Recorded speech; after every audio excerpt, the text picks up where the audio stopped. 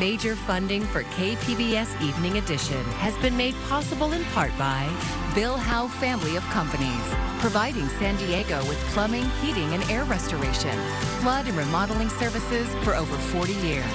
Call 1-800-BILL-HOWE or visit billhowe.com. And by the Conrad Trebas Foundation, Darlene Marcos Shiley, and by the following.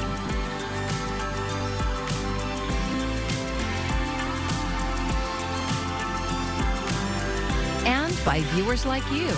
Thank you.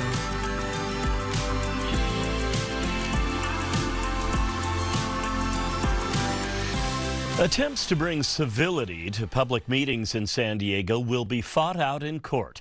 Thanks for joining us. I'm John Carroll, in for Maya Trabulsi. It's almost routine these days for some people to insult county supervisors or heckle others trying to comment on public issues. But KPBS's Amitha Sharma reports that efforts to rein in the disruptive behavior are being challenged as unconstitutional. And a warning, this story does contain offensive language. As head of the nonprofit Project for Open Government, which states its mission is government accountability, Matt Wallstrom has attended San Diego County Supervisors meetings. He's well aware of the nastiness spewed by some members of the public towards supervisors and staff. Comments like these. Your conduct is disrupting the proceedings of this meeting. You can go too. You're killing people! Do you like being a cunt? And Wallstrom is turned off. I don't agree with definitely the reprehensible and just repugnant comments by people at times. Supervisors immediately sought to limit the barbs and interruptions by imposing new rules on public comments in November 2022, after San Diegan Jason Robo referred to then County Public Health Officer Dr. Wilma Wooten, who's black, this way. And then Wooten, you're Aunt Jemima. But Wallstrom says the supervisor's fix went too far. He's suing the county on grounds that it is now trampling on the free speech rights of commenters, no matter how profane or degrading they are. Some people think that that's the only way that they're going to get across. And again, I may not agree with it, but so long as it does not cross that line, that bright constitutional line, it needs to be allowed. One change allows the chairperson of the board to reprimand a member of the public if their statements are deemed discriminatory or harassing, and even have a sheriff's deputy remove the person. The problem is with the definition of discriminatory or harassing remarks. Lawyer Corey Briggs represents Project for Open Government in its lawsuit against the county. He frequently sues local governments. You are allowed to be critical of public officials and public employees. We are allowed to criticize the government. We can criticize the government strongly. This definition now allows one person, the chair of the board, to decide that he or she doesn't like the comments that are being made. And even if they're legally protected under this definition, can say stop. The county did not respond to requests for comment, but its document highlighting the changes does indeed define discriminatory or harassing remarks as legally protected speech that disparages an individual or group based on their perceived race, religion, sexual orientation, ethnicity, gender, disability, or other hate speech, but does not rise to the level of a criminal threat or inciting violence. What the Board of Supervisors can do is make sure there's no disruption of the meeting, that no one has the right to shout out during the meeting. Anybody who shouts out can be removed, can be barred from coming back. And the city council can limit the public comment time that it wants. If the public comment is getting out of hand, they can certainly limit the amount of time that they're going to devote to public comments. Constitutional scholar and UC Berkeley Law School Dean Erwin Chemerinsky has advised local governments on managing nasty public comments, but he is not involved in this lawsuit. But the difficulty is that they can't say, we're going to have a civility code for how to speak. They can't say no profanities. They can't say no ethnic or racial slurs, because that's protected by the First Amendment. David Loy of the First Amendment Coalition, who also isn't a part of the lawsuit, says those constitutional protections ensure that the government can't crack down on dissenters. This is why we have a First Amendment, to ensure that we do not allow the government to censor people based on their viewpoint. And sometimes the price we pay for that is that we have to tolerate speech that we don't like. Briggs says the case challenging the county's rule change governing comments at supervisors' meetings could go to trial later this year. Amita Sharma, KPBS News. Vice President Kamala Harris officially has enough votes from Democratic delegates to win the party's presidential nomination. The DNC chair made the announcement today. That means Harris will be the first black woman and first woman of Asian American descent to lead a major party ticket. She reacted to the news, saying she is honored to be the presumptive Democratic nominee. As for the Republican ticket, former President Donald Trump's running mate J.D. Vance turns 40 today. As Washington correspondent Julia Benbrook reports, Vance is still working to introduce himself to America. Since it was announced that former President Donald Trump had selected Ohio Senator J.D. Vance as his running mate, Vance has spent most of his time on defense. Obviously, it was a sarcastic comment. I've got nothing against cats. He's responding to several clips that resurfaced, where he criticized politicians who don't have children and suggested people with kids should have more voting power than those who don't. We're effectively run in this country via the Democrats, via our corporate oligarchs, by a bunch of childless cat ladies.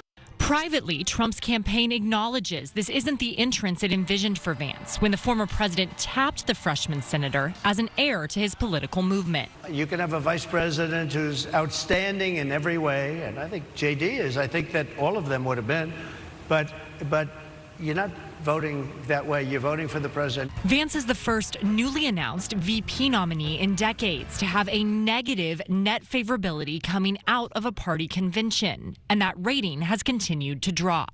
Trump did not answer directly when pushed about whether his running mate would be ready on day one to step in as president if needed. Historically, the vice president in terms of the election does not have any impact. I mean, virtually no impact. When Vance was asked about Trump downplaying the role of the vice presidency, he shrugged off Trump's comments, adding that most people will vote based on the top of the ticket.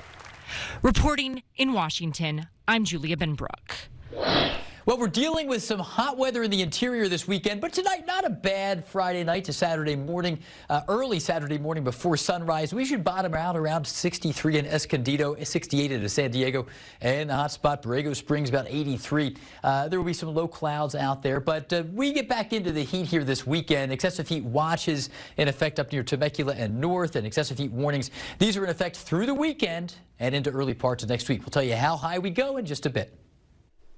Carlsbad could be the first city in San Diego County to ban smoking and vaping in multi-unit homes. KPBS North County reporter Tanya Thorne says the city council voted to move the ordinance forward. Carlsbad City Council voted 4-1 to ban smoking in multi-unit homes. The ordinance would ban smoking and vaping of tobacco and cannabis products inside and outside of multi-unit apartment and condo buildings. It's aimed at curbing secondhand smoke. According to the U.S. Surgeon General, there is no safe level of exposure to secondhand smoke, and it can cause immediate harm even in brief exposures, including coughing, headaches, eye, nasal irritation, and sore throat in the short term. Jennifer Gill with Vista Community Clinic was one of the speakers supporting the ordinance from a health perspective. Gina Knudsen, a Carlsbad landlord, says she's had a non-smoking policy in her leases since 2007. From a business perspective, having a smoke-free policy saves us a lot of money. We retain tenants longer, we have reduced maintenance and turnover costs, along with reduced risk of fire. Also, it's an amenity as tenants are not exposed to the dangers of third-hand smoke, which is leftover smoking residue found on surfaces where someone has smoked, and it can last for years. While most San Diego County cities have banned smoking in public places, Carlsbad would be the first city to adopt a ban on indoor private property, something Councilmember Melanie Burkholder felt crossed the line. Again, I feel like the city is not in a position to tell people how to live their lives. We're in a position to make sure they're safe. I think landlords and property managers can make that own determination within the confines of the lease.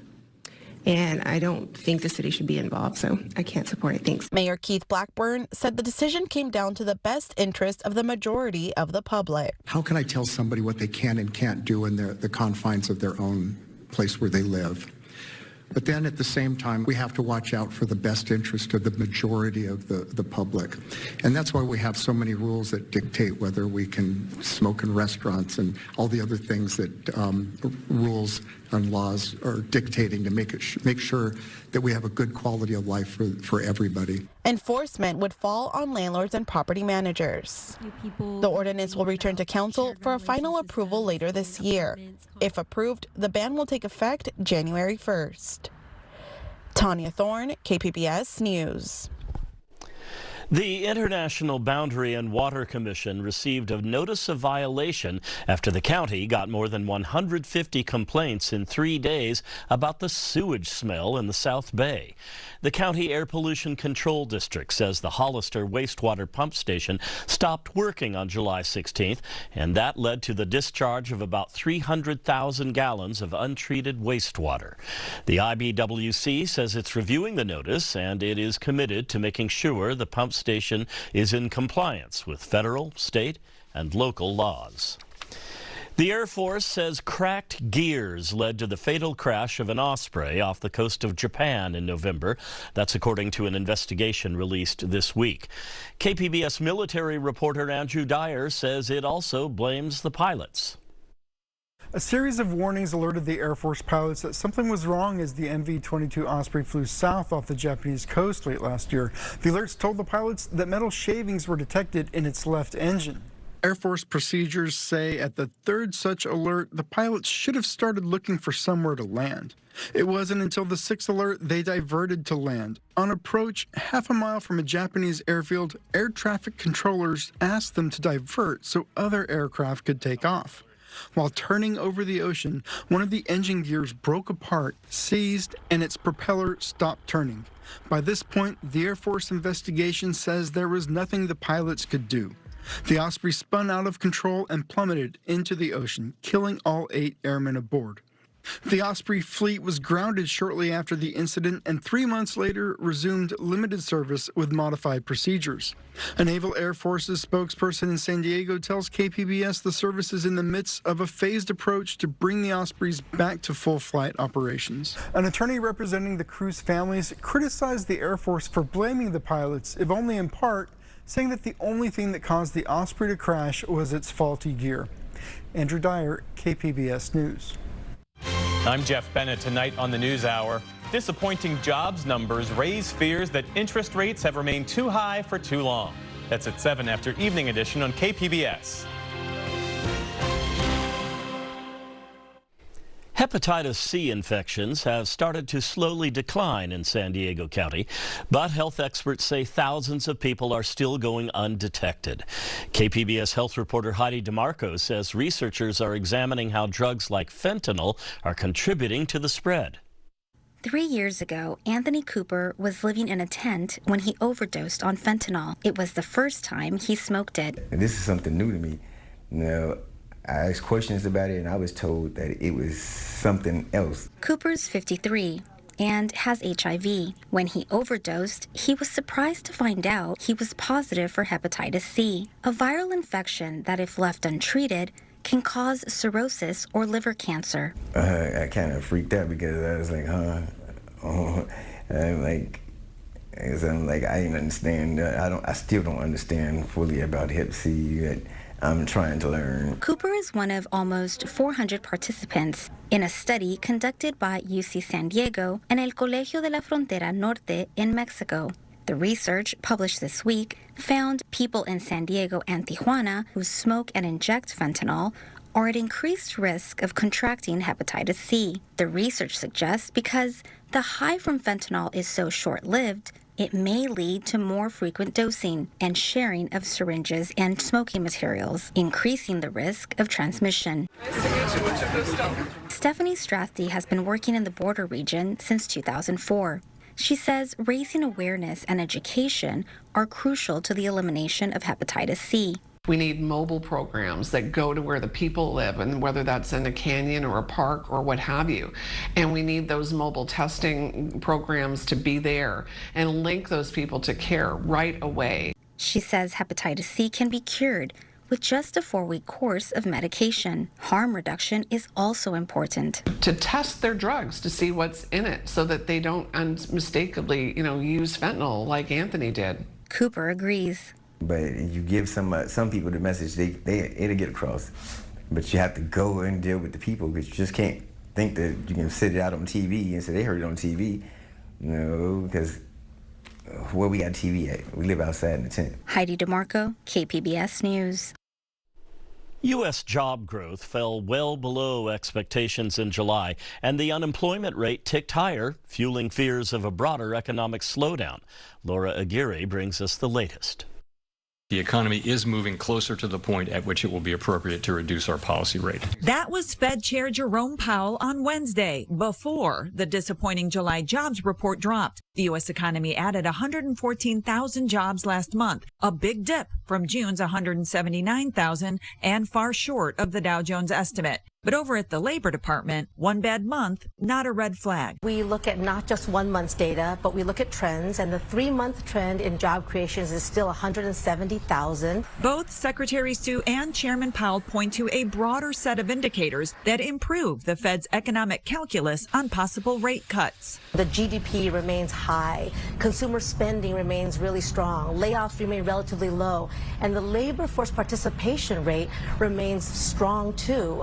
It reached the highest in over 2 decades. Then there's hourly wages. They did rise 0.2% in July, just a hair under analyst expectations. The growth remains above inflation. Still, the jobs numbers made Wall Street traders antsy. The Dow at one point plunging more than 900 points in a sell-off. The word recession buzzed in headlines. The overall indicators are not consistent with recession. We are still looking at over 15 million jobs created in this economy, defying all expectations. There is a silver lining with July's 4.3% unemployment rate, a mark not seen since October of 2021. The higher that rate, the more likely the Fed not only makes a rate cut in September, but makes a more aggressive one. I'm Laura Aguirre for KPBS News. Artificial intelligence is playing a bigger role in a lot of industries, and that includes fast food. SDSU's Miro Kopik tells us about one popular chain's AI future in the Friday Business Report.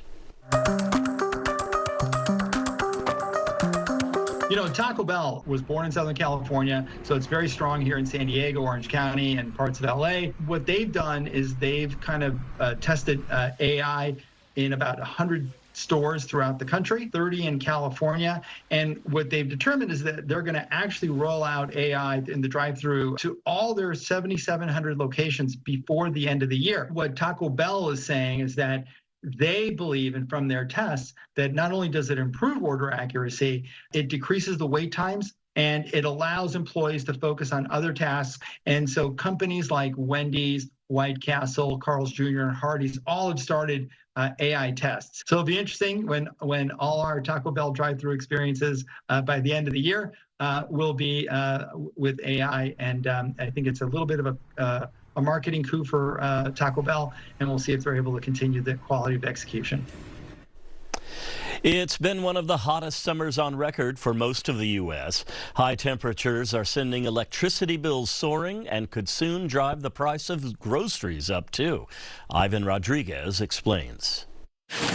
Inflation in the U.S. may be cooling since hitting a 4-decade high, but hotter temperatures are creating a new set of problems for farmers who grow the nation's food. We are in, to a large extent, the business of managing risk, and this just impacts the risk of climate on the crops that we grow. Tom Evanellis has been growing blueberries and citrus fruits in California and Oregon for decades. He says record-breaking heat is causing his business to suffer. As it gets warmer, the fruit becomes more delicate, so we'll stop harvesting earlier, so it impacts the amount that we can harvest in a day. Avenella says the cost farmers like him are incurring by upgrading irrigation systems will eventually be passed down to consumers. Drought concerns on the West Coast only add to the challenges. As we've improved these irrigation systems, we are actually designing them to be able to provide the precise amount of water that the plant needs, so there's zero waste. Higher produce prices are a reversal of a trend the country has seen over the last year, with the cost of fruits and vegetables dropping by 0.5%. Much of this is going to be driven by climate change, which is very real, and we need to aggressively acknowledge that and take steps as a country and as a world to begin to navigate it most effectively. In Atlanta, I'm Ivan Rodriguez.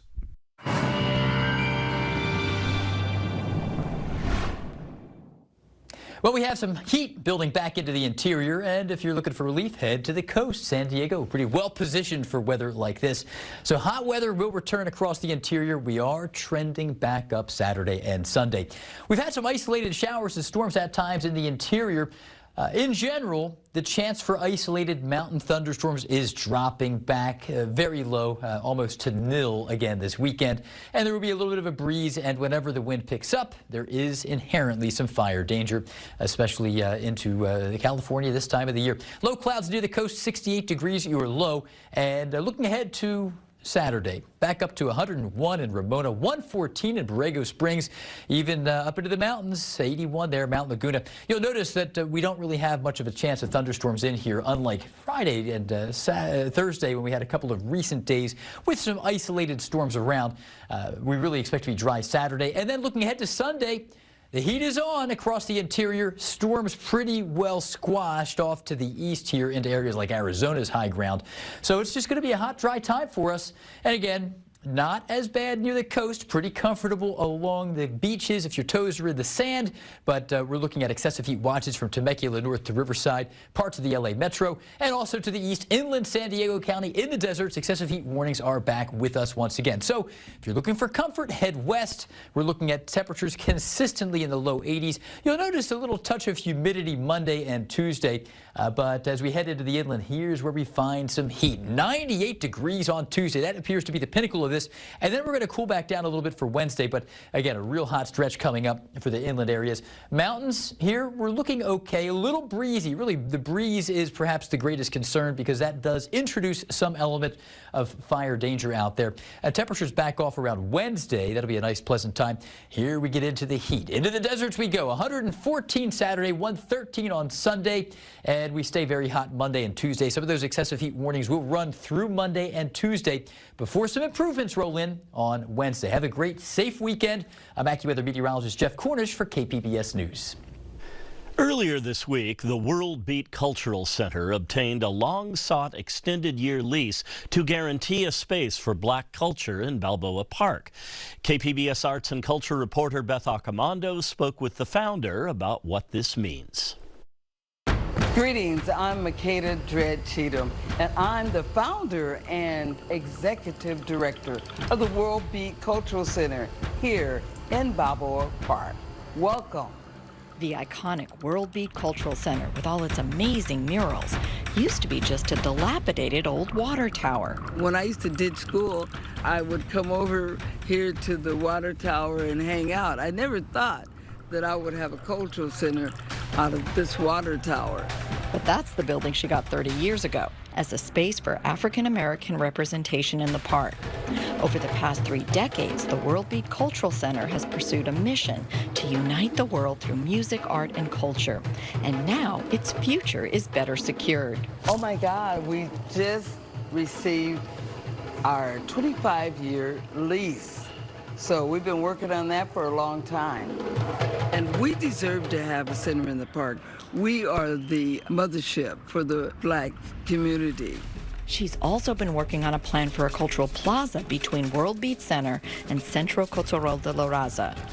We're going to have the mayor and city officials come to the Worldbeat Center and come to our plaza, our cultural plaza.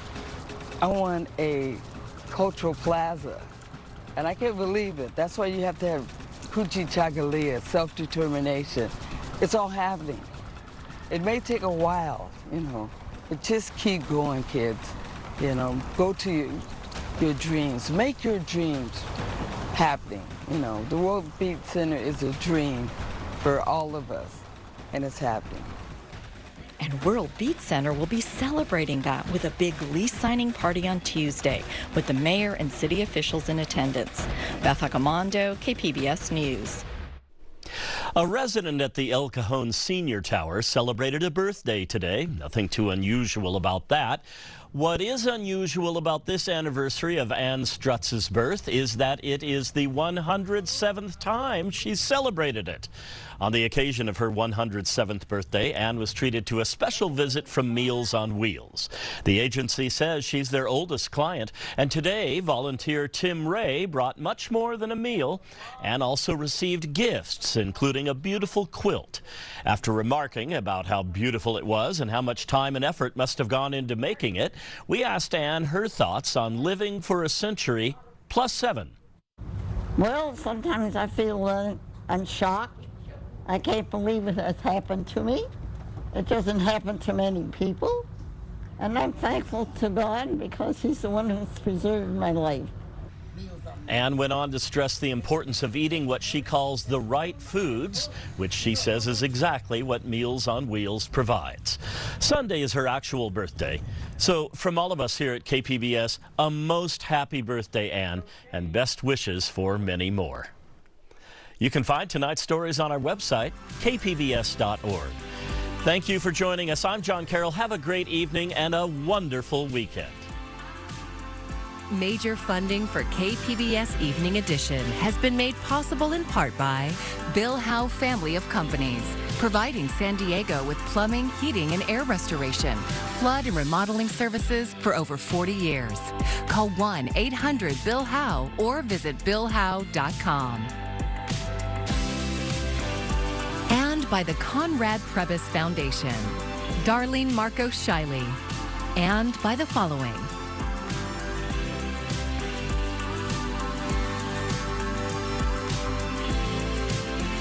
And by viewers like you. Thank you.